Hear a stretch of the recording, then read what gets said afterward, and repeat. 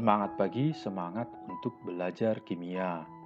Pada pertemuan kali ini saya akan mencoba membawakan materi kimia kelas 10 IPA di semester genap, yaitu mengenai massa atom relatif yang nantinya disingkat dengan AR dan massa molekul relatif yang disingkat dengan MR. Dalam sistem periodik kita akan menemukan unsur-unsur dengan keterangan seperti berikut. Jadi ada bilangan-bilangan pada masing-masing unsurnya. Bilangan yang paling besar ini biasanya berkoma, inilah nantinya yang disebut dengan massa atom relatif atau AR. Sedangkan bilangan bulat biasanya berurut, nah ini disebut dengan nomor atom. Sementara ini tentunya sudah tahu ya, ini adalah konfigurasi dari unsur tersebut.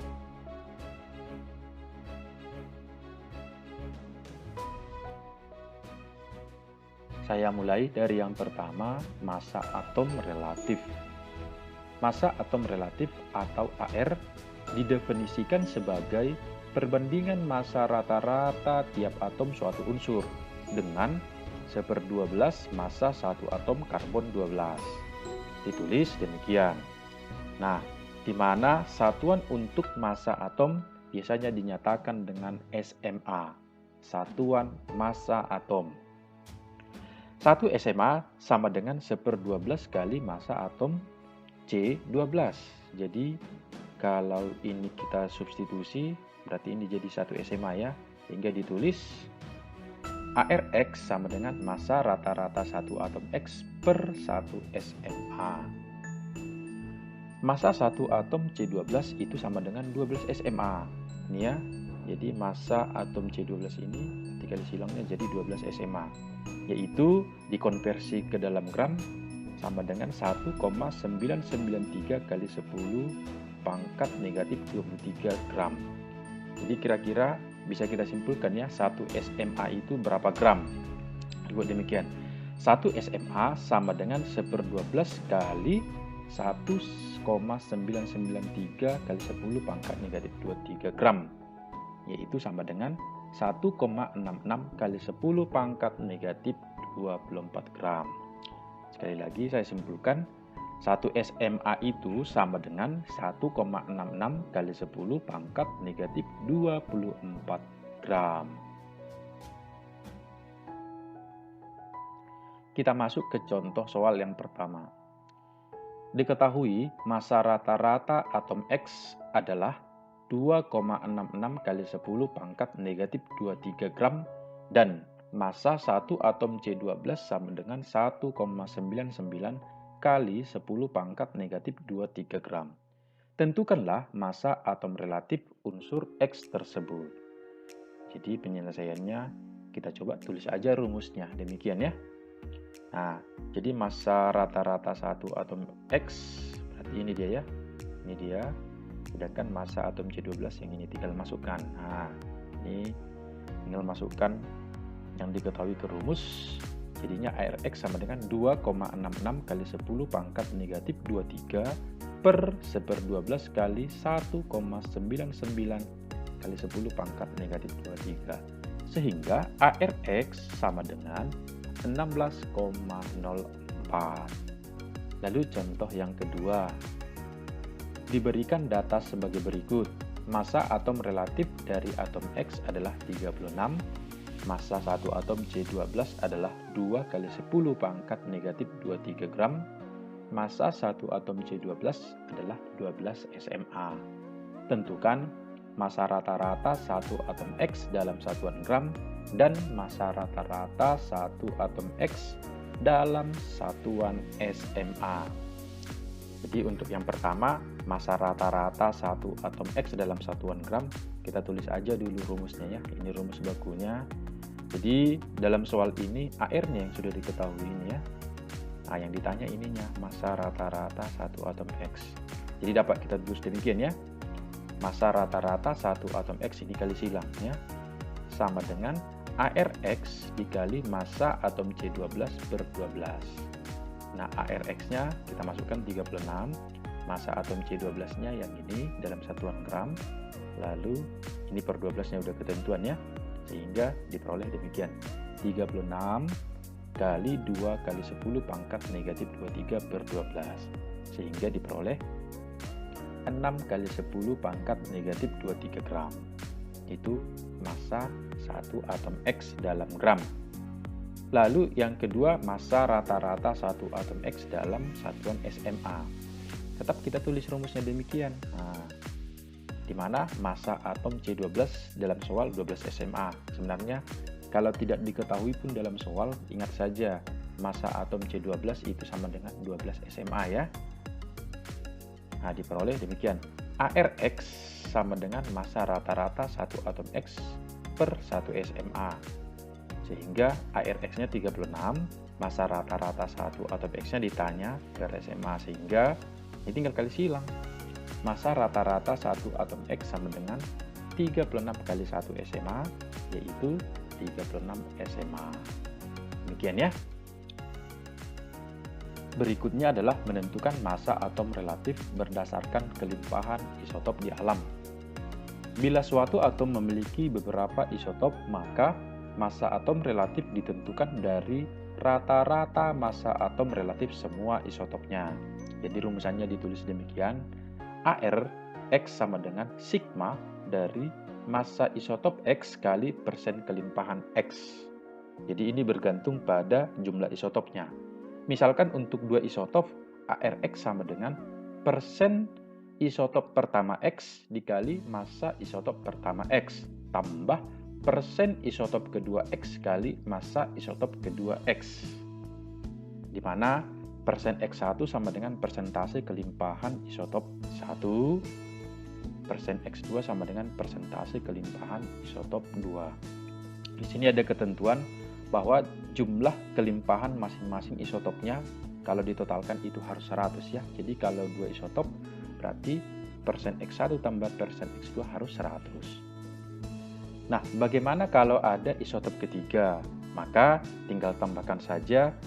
Jika terdapat isotop ketiga atau X3, maka pada rumus tinggal tambahkan persen X3 kali massa isotop X yang ketiga. Kira-kira demikian ya. Nah, langsung ke contoh soal. Hasil analisis spektrometer terhadap unsur boron menunjukkan bahwa unsur boron memiliki dua isotop, yaitu isotop B10 massanya 10,013 dengan kelimpahan 19,10% dan isotop B11 massanya 11,01 dengan kelimpahan 80,90%. Tentukan massa atom relatif boron. Jadi penyelesaiannya tuliskan saja dulu rumusnya. Karena dua isotop berarti kita buat ini X1 dan X2 ya, di mana X adalah boron ya gitu ya. Jadi AR boron sama dengan persen boron 10 dikali massa isotop boron 10 tambah persen boron 11 kali massa isotop boron 11. Nah, jadi ini AR boron kita tulis persen pertamanya tadi 19,10, tinggal masukkan demikian ya. Persennya pertama 19,10%, massa isotopnya ini 10,013, persen keduanya untuk B11 80,90 ada di soal ya. Jadi kalau nanti satu diketahui di soal, yang kedua tinggal kurangi 100 ya, karena jumlah persen kelimpahannya ini harus 100 kalau dua isotop ya. Kita aja demikian kali 11,01 sehingga AR boron nanti diperoleh hasil akhirnya menjadi 10,819 gitu ya. Kalau perhitungan matematisnya itu tidak ada masalah. Contoh berikutnya. Di alam unsur Cl terdapat dalam dua isotop yaitu Cl35 dan Cl37. Jika massa atom relatif dari Cl adalah 35,5, maka kelimpahan Cl37 di alam adalah, jadi penyelesaiannya kita tulis rumus, di mana ini masih terdiri dari dua isotop ya. Nah, kita anggap aja X-nya ini sebagai Cl. Nah, ditulis demikian ya. ArCl sama dengan persen isotop Cl35 dikali massa isotop Cl35 tambah persen isotop Cl37 kali massa isotop Cl37. Nah, kita misalkan kelimpahan dari isotop Cl35 X%, kan boleh. Nah, kita misalkan aja X. Nah, dengan ketentuan tadi, jumlah kelimpahan untuk seluruh isotopnya harus 100, maka kelimpahan dari Cl37 menjadi 100 dikurang X persen. Demikian ya. Nah, ini yang kita masukkan ke dalam ini. Kelimpahan masing-masing isotopnya ini kita masukkan ke dalam rumus yang ini ya. Jadi diperoleh AR-nya 35,5 sama dengan X persen dikali 35 ditambah 100 kurang X persen kali 37. Jadi demikian 35,5 sama dengan 35 X persen tambah 3700% kurang 37 X persen. Ini ya. Lalu diperoleh 35,5 sama dengan, ini perhitungan matematisnya nggak ada masalah, nanti diperolehlah X sama dengan 75 gitu ya. Jadi ini semua bilangan-bilangan ini, persen ini kan berarti per 100, berarti bagi 100 semua nanti ya, ini kira-kira gitu ya, sehingga diperoleh nanti nilai X sama dengan 75. Nah, karena X sudah diketahui nilainya 75, maka dapat kita simpulkan kelimpahan isotop Cl35 itu sama dengan X tadi, itu 75%. Sementara kelimpahan isotop Cl37 100 dikurang X ini ya, berarti 100 dikurang 75 diperoleh 25%. Maka jawabannya adalah cantik. Demikian ya. Yang kedua ada massa molekul relatif atau MR. Massa molekul relatif adalah perbandingan massa molekul unsur atau senyawa terhadap 1/12 kali massa atom karbon C12. Jadi ada miripnya ya dengan massa atom relatif. Nah, tinggal mengganti kata atom menjadi molekul, itu saja bedanya antara atom relatif dengan molekul relatif. Dua atau lebih atom dapat bergabung membentuk molekul, di mana molekul ada dua, yaitu molekul unsur, yaitu atom yang bergabung harus sejenis. Jadi molekul unsur tadi gabungan dari beberapa atom tetapi sejenis. Nah, itu dia ya. Contohnya H2 berarti tergabung dari dua atom H, O2 tergabung dari dua atom O, P4 berarti tergabung dari 4 atom P, dan lain-lain. Lalu yang kedua ada molekul senyawa, di mana atom yang bergabung tidak sejenis. Contohnya H2O, berarti gabungan dari atom H dan atom O. Misalnya NH3 adalah gabungan dari satu atom N dan 3 atom H. Demikian seterusnya ya. Jadi untuk membedakan molekul unsur dan molekul senyawa dilihat dari jenis atom yang bergabung. Nah, ditulis jadinya untuk MR molekul X atau MRX sama dengan massa rata-rata satu molekul X per 1/12 kali massa atom C12. Ya. Bila data AR atom diketahui, maka massa molekul relatif atau MR suatu molekul akan sama dengan jumlah AR dari semua atom-atom penyusunnya. Ditulis demikian. MR sama dengan sigma dari AR atom penyusunnya. Atau dengan kata lain, MR adalah jumlah dari seluruh AR atom-atom penyusunnya, itu ya. Nah, kita masuk ke contoh. Diketahui massa atom relatif atau ARH 1O16, C12, Mg24, S32, Fe56. Tentukanlah massa molekul relatif atau MR senyawa berikut. Misalnya ini C2H5OH, Fe2SO4 3 kali, MgSO4.2H2O, ya. Jadi kita coba jawab untuk mencari MrC2H5OH sesuai dengan rumusnya tadi. MR itu adalah jumlah dari seluruh AR atom-atom penyusunnya. Jadi tulis demikian. 2 dikali ARC. Kenapa? Karena 2 atom C-nya ditambah ini hanya ada 6 ini ya. 1 ini.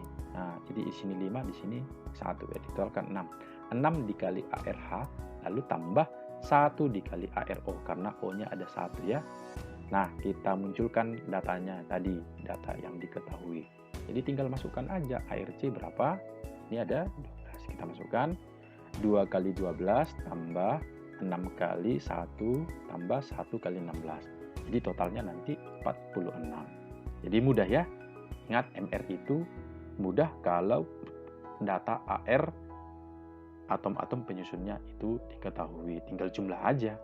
Nah, biar lebih terbiasa, lebih paham, contoh yang kedua ini Fe2SO4 3 kali. Jadi hati-hati yang dalam kurung ya.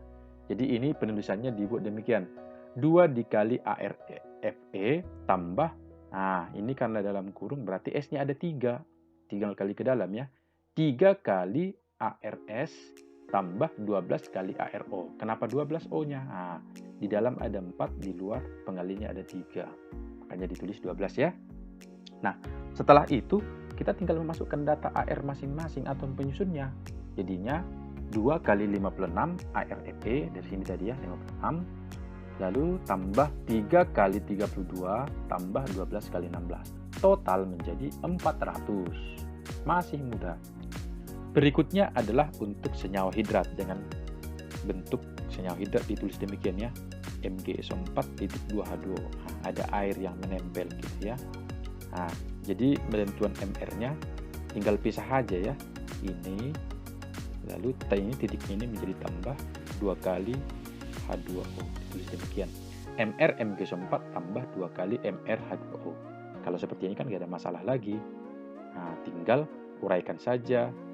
Jadi menjadi 1 dikali ARMG tambah 1 dikali ARS tambah 4 dikali ARO untuk MgSO4 ini. Tambah ini 2 kali ini ya, 2 kali MrH2O. MrH2 ini 2 kali ARH tambah 1 kali ARO. Jadi nanti kalau kita masukkan bilangan-bilangan ini totalnya menjadi 156 gitu ya.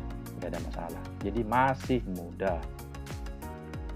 Contoh berikutnya, nah ini misalkan soal cerita, suatu senyawa dinyatakan dengan CaXO3 dengan massa molekul relatif sama dengan 100. Bila ArCa40O16, tentukan letak unsur X dalam SPU. Nah, diketahui neutron dalam inti X sama dengan 6. Jadi soal ini ada penghubungannya ya dengan materi semester kemarin, yaitu mengenai letak unsur dalam sistem periodik. Tapi itu tidak masalah. Letak unsur dalam sistem periodik berarti kita butuh nomor atom gitu ya. Nah, apa hubungan nomor atom dengan massa atom relatif? Nah, nanti akan kita kilas balik di sini sedikit. Penyelesaiannya adalah berarti berangkat dari MR. CaCO3 sama dengan 1 dikali ArCa tambah 1 dikali ArX tambah 3 kali ArO. Penguraiannya, MrCaXO3 ini 100 di soal. Nah, Ca40 berarti yang ditanya ya, ArX. Jadi diperoleh demikian. Sehingga ArX nanti diperoleh 12. Jadi ArX-nya sudah diketahui 12. Jadi untuk menentukan nomor atomnya, ingat saja hubungan yang demikian. Jadi jumlah neutron sama dengan A dikurang Z. Nah, apa hubungannya dengan AR? Jadi A inilah yang kita sebut dengan AR, gitu ya. Kalau di lambang unsur kemarin A kita sebut dengan nomor massa. Nomor massa inilah yang kita nyatakan sebagai massa atom relatif. Sehingga jumlah neutronnya ada di soal ini 6 sama dengan 12 kurang Z. Jadi kita butuh Z-nya atau nomor atom untuk mencari letaknya. Sehingga Z atau nomor atom si X sama dengan 6. Nah, bagaimana cara menentukan letaknya dalam SPU? Kita masuk lagi ke konfigurasi. X6 konfigurasinya 1x2 masih ingat. Baru 2s2 lalu nanti ada 2p2. Nah, penentuan letaknya berarti dari elektron valensi atau elektron terluarnya ya. Ini elektron terluar. Di mana angka 2 pada S ini inilah yang kita sebut dengan periode. Jadi periode 2. Sementara jumlah elektron di kulit terluarnya berarti ini ya. Ini kulit kedua berarti kulit terluarnya atau elektron valensinya kita jumlahkan jadi 4. Berarti golongan 4. Kenapa golongan 4A? Karena berakhir di P. Ingat ya? Ingat, kalau berakhir di S golongan A, kalau berakhir di P golongan A, kalau berakhir di D baru golongan B. Jadi unsur X termasuk unsur golongan A atau golongan utama, yaitu pada golongan 4. Ya. Nah, biasa seperti itu soal-soal bisa juga dihubungkan dengan sistem periodik, letak unsur dalam tabel periodik unsur, gitu ya. Jadi tetap diingat untuk pokok bahasan yang sebelum-sebelumnya. Oke, baiklah, demikian untuk pertemuan kali ini. Berikut ada latihan soal. Nah, coba dikerjakan, tentunya masih ada hubungannya dengan materi yang dipaparkan sebelumnya, yaitu massa atom relatif dan massa molekul relatif.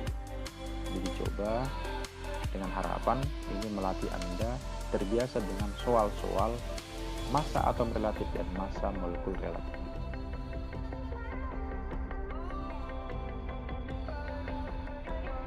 Oke, baiklah, terima kasih bagi yang sudah bergabung.